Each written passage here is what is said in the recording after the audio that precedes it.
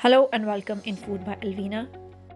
Hopefully आप सब ठीक होंगे, खैरियत से होंगे और मज़े मज़े के खाने बना रहे होंगे।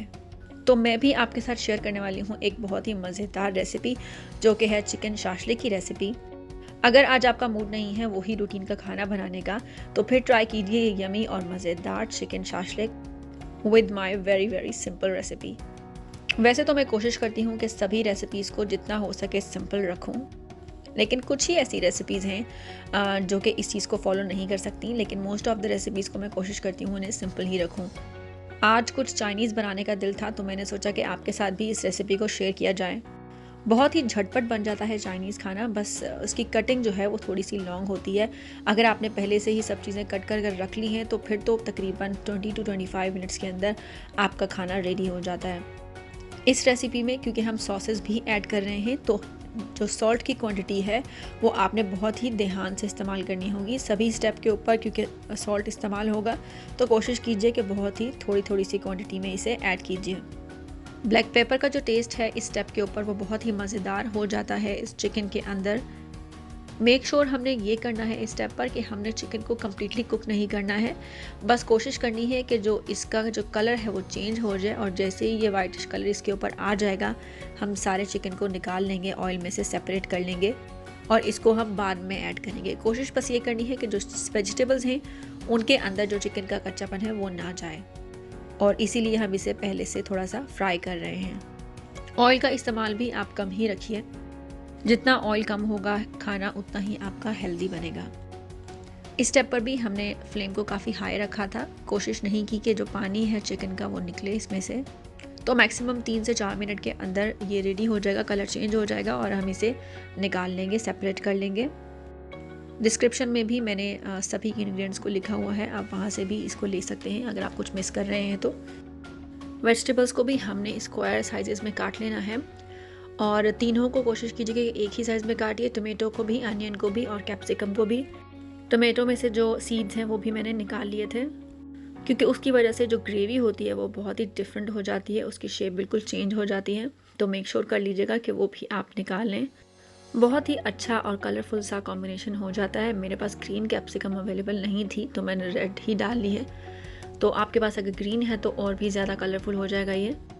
इसको भी हमने अच्छे से कुक नहीं करना है, बस हाई फ्लेम के ऊपर हमने इसको रहने देना है तकरीबन 3 से 4 मिनट के अंदर। और जैसे ही आपको लगे कि सब्ज़ी थोड़ी सी सॉफ्ट हो गई है, हम इसके अंदर ये सभी जो सीजनिंग है वो ऐड कर लेंगे।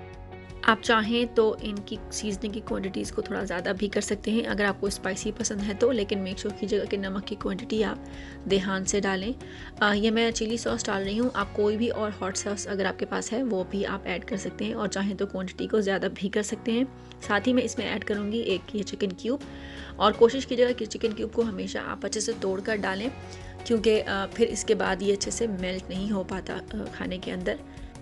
और इसको डालने का सिर्फ यही मकसद है कि जो हम इसमें वाटर बाद में ऐड करेंगे, जो ग्रेवी हम बनाएंगे, क्योंकि उसमें चिकन नहीं होगा, तो उसकी यखनी को थोड़ा सा टेस्टी करने के लिए हमने जो है वो ये चिकन क्यूब इसमें ऐड कर दिया है। आप चाहें तो चिकन पाउडर अगर आपके पास है तो वो भी आप ऐड कर सकते हैं चिकन क्यूब के बजाय, और अगर आपके पास चिकन स्टॉक है वो तो फिर बेस्ट है, आप वो भी ऐड कर सकते हैं। लेकिन मोस्टली हमेशा हमारे पास वो चीज़ अवेलेबल नहीं होती है, तो ये अल्टरनेटिवली आप इसे यूज़ कर सकते हैं। फ्लेम को आप मीडियम टू हाई कर दीजिएगा। तकरीबन इसे हमने 3 to 5 मिनट्स तक कुक करना है, और उसके बाद हम इसमें वाटर ऐड कर देंगे और कुछ देर हमें इसको कुक करना है ताकि जो चिकन है वो अच्छे से कुकड हो जाए। सबसे मज़े की बात चाइनीज़ खाने की ये होती है कि इसमें कलर्स बहुत अच्छे होते हैं, काफ़ी सारी वेजिटेबल्स ऐड हो जाती हैं जो ज़्यादा खाने को न्यूट्रिशियस भी बना देती हैं, और सब्ज़ी ऐड करने से चिकन का जो टेस्ट है वो भी और मज़ेदार हो जाता है। मैंने तकरीबन 1 गिलास पानी इसमें ऐड किया है, तो अगर आप ज़्यादा बनाना चाहते हैं ग्रेवी तो आप और पानी डाल सकते हैं। इस स्टेप पर हम इसे कवर कर देंगे और कुक होने देंगे तकरीबन 5 से 10 मिनट के लिए, ताकि जो चिकन है वो अच्छी तरह से पक जाए। और अब देखें काफ़ी देर से ये बॉयल हो रहा था, तो इसके अंदर अब हम ग्रेवी बनाने के लिए मैंने कॉर्नफ्लोर लिया है, मैंने 1 टेबलस्पून लिया है, आप अपने हिसाब से कम या ज़्यादा कर सकते हैं। साथ साथ हम इसे स्टर करते रहेंगे और इसे ग्रेजुअली ऐड करेंगे, सारा एक साथ मत ऐड कीजिएगा। आप अपने हिसाब से जो ग्रेवी की कंसिस्टेंसी है वो डिसाइड कर सकते हैं। अगर आपको ज़्यादा गाढ़ी चाहिए तो आप थोड़ा ज़्यादा कॉर्नफ्लावर ऐड कर लीजिए, लेकिन अगर आप इसको थिक नहीं पसंद करते हैं तो आप इसे कम भी ऐड कर सकते हैं। ओरिजिनली तो इसकी कंसिस्टेंसी इतनी ज़्यादा गाढ़ी नहीं होती है, लेकिन होममेड चीज़ का यही फ़ायदा है कि आप उसे अपने हिसाब से भी मोल्ड कर सकते हैं। बहुत ही अच्छा कॉम्बिनेशन लगता है ये बॉइल्ड राइस के साथ, या फिर अगर आप एग फ्राइड राइस बना रहे हैं, चिकन फ्राइड राइस बना रहे हैं तो उसके साथ बहुत ही मज़ेदार लगता है ये। आप जब इसे फ्लेम से ऑफ़ करेंगे तभी भी ये थोड़ी सी ज़्यादा गाढ़ा हो जाएगा इसका जो ग्रेवी है, तो उस हिसाब से आप थोड़ी सी कसर रहने दीजिएगा और फिर इसे आप फ्लेम से हटा सकते हैं। एंजॉय कीजिए, घर में बनाइए, बच्चों को बहुत पसंद आएगी ये। और मुझे भी अपने कमेंट्स में बताना मत भूलिएगा कि आपको रेसिपी कैसी लगी। आपके साथ और भी चाइनीज़ रेसिपीज़ को मैं शेयर करूँगी, चाइनीज़ सूप को शेयर करूँगी इस विंटर के अंदर। और अगर अभी तक देख रहे हैं तो मेरे चैनल को सब्सक्राइब करना मत भूलिएगा। And thank you for watching.